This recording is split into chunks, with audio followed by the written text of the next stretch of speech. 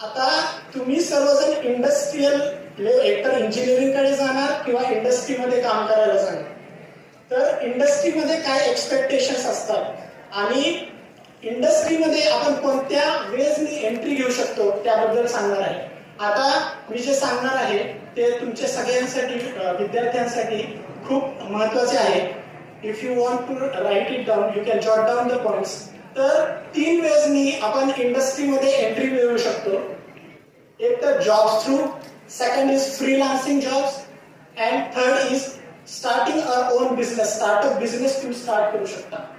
तर येऊया सगळ्यात पहिला पॉइंट जॉब्स.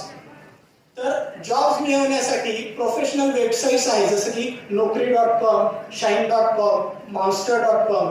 तर ह्याच्यामध्ये तुम्ही स्वतःचे प्रोफाईल क्रिएट करून त्याच्यावर तुमचा रिझ्यूम अपलोड करून वेगवेगळ्या कंपनीजला अप्रोच करू शकता. तसेच लिंक्डइन वेबसाईट तर तुम्ही सर्वांनी ऐकलंच असेल. लिंक्डइन वेबसाईटवर कुणी जर प्रोफाईल अजून क्रिएट केलेली नसेल तर मी सजेस्ट करेन आजच जाऊन लिंक्डइनवर प्रोफाईल क्रिएट करा.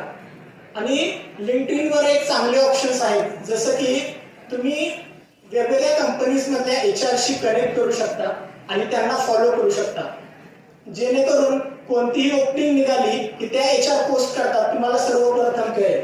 तसेच अजूनही ऑप्शन्स असतात की जसं की तुम्ही जॉब ओपनिंग्स ऑन बटन जर केलं तर तुमच्या रिलेटेड ज्या पण जॉब ओपनिंग्स असतील त्या तुम्हाला सर्वप्रथम कळतात, जेणेकरून सर्वप्रथम तुम्ही अप्लाय करून त्याच्यामधनं तुम्हाला नक्कीच लवकरात लवकर जॉब लागू शकतो.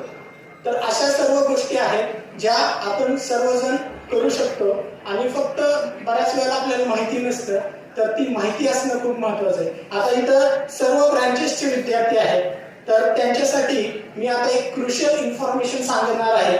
तर तुम्हाला वाटलं तर तुम्ही विद्यार्थ्यांनी जॉट डाऊन पण करू शकता. तर काही सॉफ्टवेअर्स आणि कंपनीज कोणत्या कोणत्या आपल्याला अवेलेबल आहेत ज्याला तुम्ही अप्लाय करू शकता. तर फर्स्ट मेकॅनिकल इंजिनियर्स आणि ऑटोमोबाईल इंजिनियर्स आणि ऑटोमोबाईल स्टुडंटसाठी काही कॉमन सॉफ्टवेअर्स आहेत जे तुम्ही नक्कीच त्यांचा अभ्यास केला पाहिजे असं मला वाटतं. जसं की ऑटोकॅड आहे, त्यानंतर आहे कटिया जे की मल्टी प्लॅटफॉर्म सॉफ्टवेअर आहे, कॅड साठी यूज केलं जातं. त्यानंतर आहे मॅटलॅब, हे कॉम्प्लेक्स डेटा अनालिसिस साठी मेन ऍप्लिकेशन आहे, ते बऱ्याच ठिकाणी यूज केलं जातं. त्यानंतर ANSYS आहे, त्यानंतर कॅड आहे, कॅम सॉफ्टवेअर आहे ज्याच्यामध्ये आपण बऱ्याच वेळा पाहतो की इंडस्ट्रीमध्ये मॅन्युफॅक्चरिंग प्रोसेस ऑटोमेट करतात. तर ते कसं जाणून घेऊ शकता तुम्ही कॅम सॉफ्टवेअर स्टडी केलं, ऍप्लिकेशन्स विषयी माहिती मिळवली तर नक्कीच. आता तुम्ही सर्वजण इंडस्ट्रियल एकतर